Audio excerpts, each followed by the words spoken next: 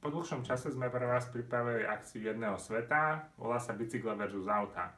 Každý z nás sedel v tom svojom aute počas zápchy v mestskej špičke, každý z nás išiel na bicykli, kde zrovna nebola vybudovaná cyklocesta, takže veríme, že to bude osobné, zaujímavé, možno trošku kontroverzné.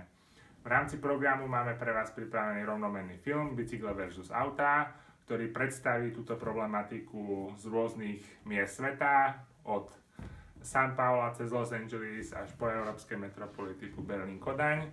Máme pre vás pripravené tematické TED Talky a predovšetkým dvoch zaujímavých hostí. Tým sa dostávame viac a tým viac prenesieme túto tému do Prievidze.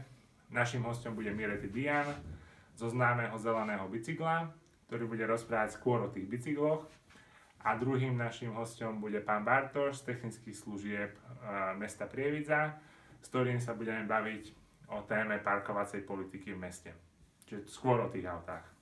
Pozývame vás teda na toto podujatie na 20. februára od 17:00 v RKC Prievidza. Tešíme sa na stretnutie.